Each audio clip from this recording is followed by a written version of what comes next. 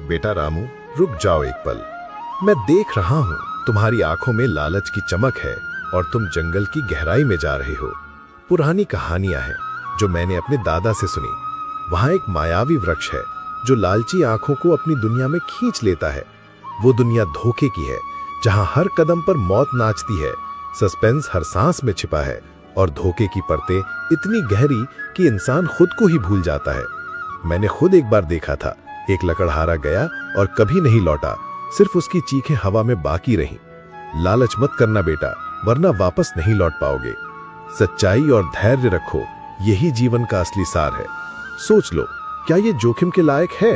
तेरी सीमा, हरी, वे क्या करेंगे?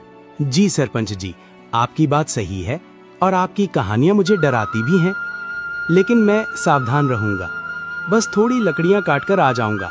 आप चिंता मत कीजिए, अगर कुछ हुआ तो आपकी बात याद रखूंगा। शायद ये सिर्फ कहानी हो। सरपंच जी ने गहरी सांस ली और सिर हिलाया। उनकी आंखों में चिंता की एक लहर दौड़ी। रामू निकल गया, लेकिन उसके मन में अब एक छोटा सा बादल छा गया था। जंगल घना था, पेड़ों की छाया में अंधेरा छाया रहता, पत्तियों की सरसराहट जैसे कोई फुसफुसा रही हो। रामू लकड़ियां काट रहा था, उसके माथे पर पसीने की बूंदें चमक रही थीं, कुल्हाड़ी की आवाज जंगल में गूंज रही थी। तभी उसे वो अजीब पेड़ दिखा।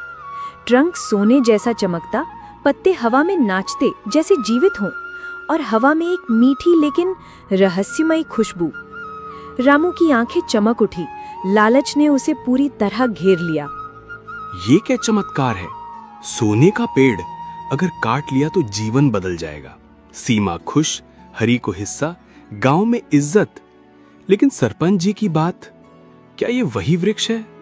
नहीं, ये बस एक पेड़ है। बस एक कोशिश, क्या होगा? जैसे ही रामू ने कुल्हाड़ी चलाई, पेड़ से एक चमकदार रोशनी निकली। हवा तेज हो गई, जैसे कोई तूफान आ रहा हो। दुनिया घूम गई। रामू के कान में चीखें गूंजी और उसे अंदर खींच लिया। वो चक्कर खाता हुआ गिरा। उसके शरीर पे ठंडी हवा की चुभन महसूस हुई। जब आंखें खोली तो वो एक पूरी तरह अलग दुनिया में था। मायावी दुनिया, जहां सब कुछ धोखा था। मायावी दुनिया का पहला हिस्सा एक विशाल अंतहीन रेगिस्तान था, जहां रेत के ऊंचे ऊंचे टीले सूरज की तपती रोशनी में लाल पीले चमक रहे थे। सूरज आग की तरह जल रहा था। हवा गर्म लपटों की तरह शरीर को झुलसा रही थी और हर कदम पर रेत पैरों में धंसती, जैसे कोई अदृश्य हाथ खींच रहा हो। रामू रेत पर गिरा। उसके शरीर पर पसीने की धाराएं बह रही थीं, गला सूखा और होंठ फटे हुए। वो उठा, चारों ओर देखा। दूर दूर तक बस रेत का समंदर। कोई पेड़ नहीं, कोई छाया नहीं, सिर्फ नीला आकाश और सूरज की निर्दयी चमक। उसके मन में डर की लहर दौड़ी, जैसे कोई सपना जो हकीकत में बदल गया हो। ये दुनिया असली नहीं लगती थी। हवा में माया का जाल बिछा था, जहां हर चीज धोखेबाज थी और हर सांस में सस्पेंस छिपा था। रामू को लगा कि वो पागल हो रहा है। उसके कान में गांव की आवाजें गूंज रही थी, लेकिन वे दूर लग रही थी। वो चिल्लाया, उसकी आवाज रेत में दब गई। ये कहाँ आ गया मैं? हे भगवान, ये क्या जगह है? रेत इतनी गर्म कि पैर जल रहे हैं। सीमा, तेरी आवाज।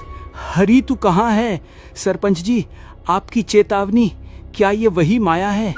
मुझे बाहर निकालो, मैंने गलती की, लालच किया। क्या कोई सुन रहा है या मैं अकेला हूँ हमेशा के लिए? कोई जवाब नहीं आया, सिर्फ हवा की सनसनाहट जो अब डरावनी लग रही थी, जैसे कोई फुसफुसा रहा हो। आगे आओ, आगे आओ। रामू चलने लगा। उसके पैर रेत में धंसते जा रहे थे। हर कदम थकान बढ़ा रहा था। प्यास इतनी तेज कि गला जैसे जल रहा हो, होंठ फटकर खून निकल रहा था। अचानक रेत से एक छाया उभरी, एक लंबी धुंधली आकृति जो इंसान जैसी लगती, लेकिन उसकी आंखें लाल चमक रही थी जैसे कोयले की आग।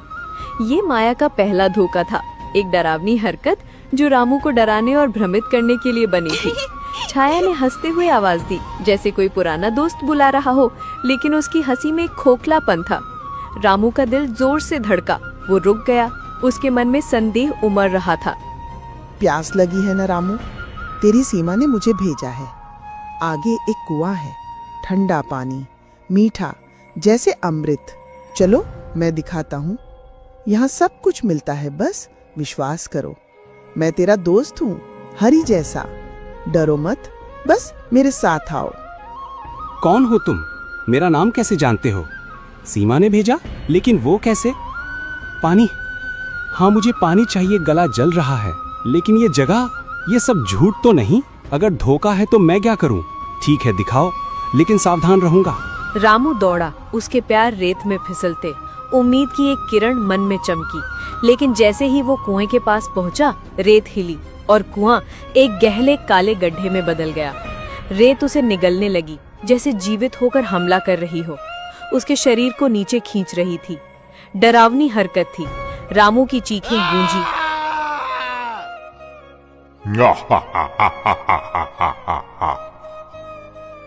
सॉरी दोस्त, हमारा सिस्टम क्रैश हो गया था। इसकी वजह से ही हमारे आधे स्टोरी बन पाई। मैं कोशिश करूंगा कि हर शनिवार को एक मजेदार वीडियो